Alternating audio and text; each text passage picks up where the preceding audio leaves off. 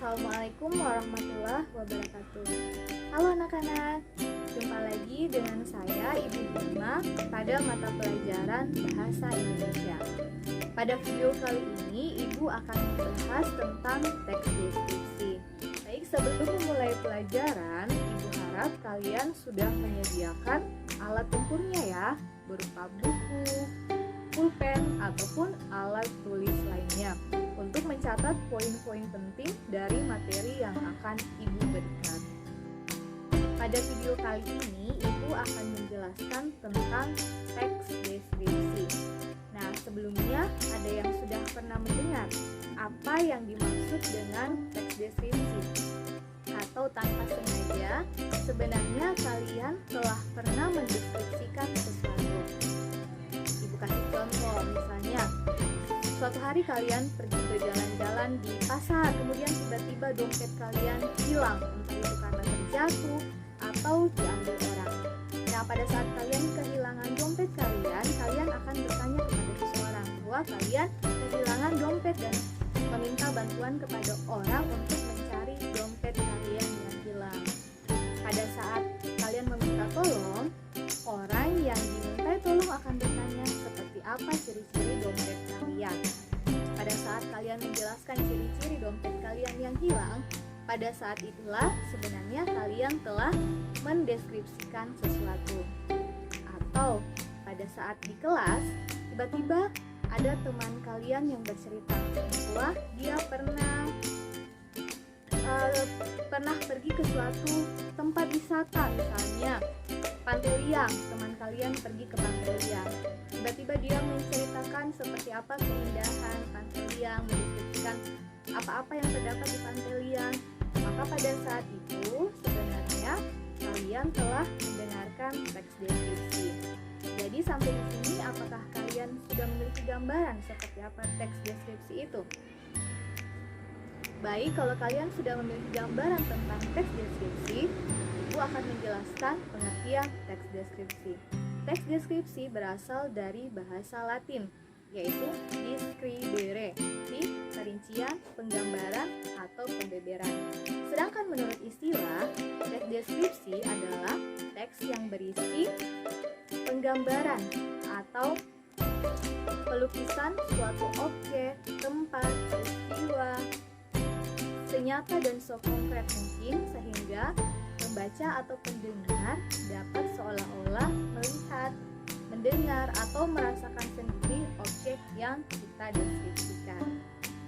Jadi sampai di sini apa kalian sudah paham apa yang dimaksud dengan teks deskripsi? Nah, sekarang kita lanjut ke ciri-ciri teks deskripsi. Ciri-ciri teks deskripsi terdiri atas 3. Yang pertama, ciri teks deskripsi dari segi tujuan. Yang kedua, ciri teks deskripsi dari segi objek. Dan yang ketiga, ciri teks deskripsi dari segi isi. Baik, kita bahas ciri teks deskripsi dari segi tujuan. Ciri teks deskripsi dari segi tujuan yaitu berusaha mendeskripsikan sekonkret atau senyata mungkin suatu objek yang ingin dideskripsikan, sehingga pembaca atau pendengar dapat seolah-olah melihat, mendengar, atau merasakan objek yang dideskripsikan. Maksudnya seperti apa yang dimaksud? Maksudnya seperti apakah yang dimaksud dengan seolah-olah melihat, mendengar, atau merasakan? Contoh, Ibu buat kalimat seolah-olah melihat. Misalnya, saya sedang melihat seorang nenek tua yang sedang berjalan dituntun oleh cucunya. Nah, dengan kalimat seperti itu, kita seolah-olah melihat ada seorang nenek yang sedang berjalan kemudian dituntun oleh cucunya. Atau Ibu buat kalimat seperti ini. Hamparan laut biru yang sangat luas.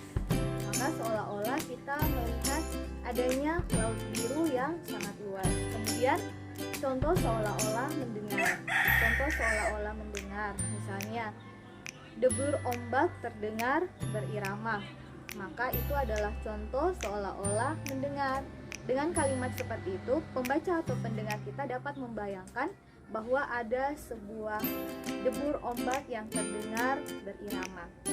Kemudian contoh seolah-olah merasakan angin sepoi mulai berhembus. Itu merupakan contoh seolah-olah kita merasakan. Dengan kalimat seperti itu, pembaca atau pendengar dapat membayangkan seolah-olah ada angin yang berhembus dengan sepoi-sepoi. Jadi seperti itu yang dimaksud ciri dari segi tujuan teks deskripsi. Berusaha menggambarkan senyata atau sekonkret mungkin suatu objek. Lanjut ke ciri yang kedua, yaitu teks deskripsi dari segi objeknya itu selalu mengangkat objek yang bersifat khusus. Seperti apakah yang dimaksud dengan objek yang bersifat khusus? Contohnya, kita mengambil judul teks deskripsi kucingku yang bernama Bagas. Maka objek yang dideskripsikan atau hal yang ingin digambarkan adalah kucing yang bernama Bagas. Di antara banyaknya kucing, kita cuma memilih satu kucing saja yang bernama Bagas. Nah, objek apa yang dideskripsikan? Kita deskripsikan bagaimana ciri-ciri khusus yang dimiliki oleh si Bagas. Misalnya, bulunya warna putih, kemudian matanya bulat, kemudian ekornya panjang, dan selain ciri-ciri fisik yang dimiliki oleh kucing peliharaan yang bernama Bagas, dideskripsikan pula bagaimana tingkah laku yang dimiliki oleh si Bagas. Jadi, objek teks deskripsi yang dideskripsikan itu selalu bersifat khusus. Oke, seperti itu. Lanjut, ciri teks deskripsi dari segi isi. Ciri ketiga adalah isi teks deskripsi. Isi teks deskripsi dibagi menjadi dua. Yang pertama, isi teks deskripsi diperinci menjadi bagian-bagian. Yang kedua, isi teks deskripsi digambarkan secara nyata atau sekonkret mungkin. Jadi, ciri yang kedua dari segi isi tidak jauh berbeda dari tujuan teks deskripsi. Yang pertama, mari kita bahas. Teks deskripsi berusaha menggambarkan atau diperinci secara bagian-bagian. Maksudnya apa? Teks deskripsi diperinci secara bagian-bagian. Misalnya, objek yang ingin dideskripsikan adalah kelinci. Maka akan diperinci bagaimana ciri-ciri khusus yang dimiliki oleh kelinci. Dari segi warnanya, bulunya, matanya, suaranya, dan tingkah lakunya. Atau kita ingin mendeskripsikan tentang bunga mawar, maka diperinci seperti apa daunnya, batangnya, dan warna bunganya. Seperti itu yang dimaksud dengan diperinci menjadi bagian-bagian. Kemudian yang kedua, isi teks deskripsi digambarkan senyata atau sekonkret mungkin. Misalnya, ada sebuah kalimat yang mengatakan, ibuku sangat baik. Di dalam teks deskripsi, untuk merincikan seperti apa kebaikan si ibu, maka perlu ditambah lagi kata-kata pelengkapnya. Misalnya, ibuku sangat baik, dia ramah kepada siapa saja, dia rajin bersedekah, kemudian ibuku tidak pernah marah. Maka itu sudah menggambarkan seperti apa kebaikan ibu. Kemudian di dalam teks deskripsi ada namanya kata umum dan ada yang namanya kata khusus. Kata umum itu misalnya bunga.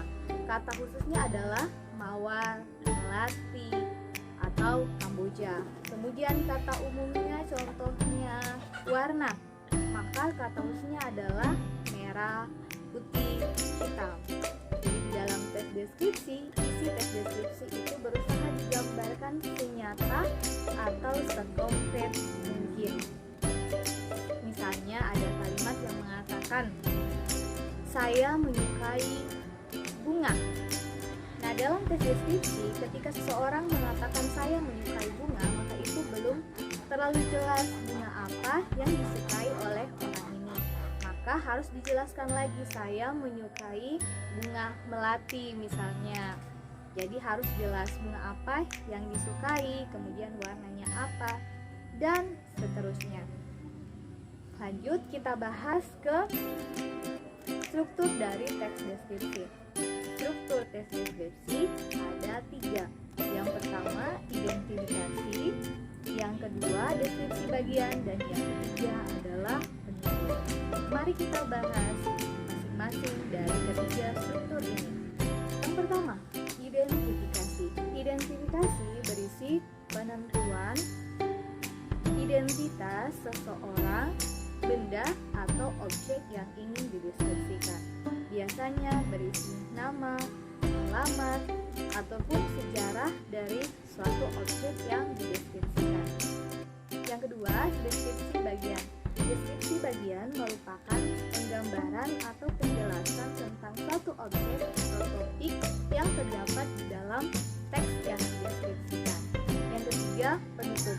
Penutup berisi dasar ilmu yang ingin disampaikan penulis kepada pembaca atau pendengar yang berkaitan dengan objek yang dideskripsikan. Jadi, Ibu Nani, tes deskripsi terdiri atas 3. Yang pertama, identifikasi.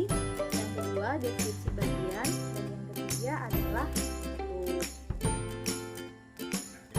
Oke, cukup sekian video pembelajaran kita hari ini. Jangan lupa tetap semangat belajar, jangan lupa beribadah, dan rajin membantu orang tua, serta jangan lupa tetap jaga kesehatan agar kita tetap sehat dan semangat menuntut ilmu. Wassalamualaikum warahmatullahi wabarakatuh.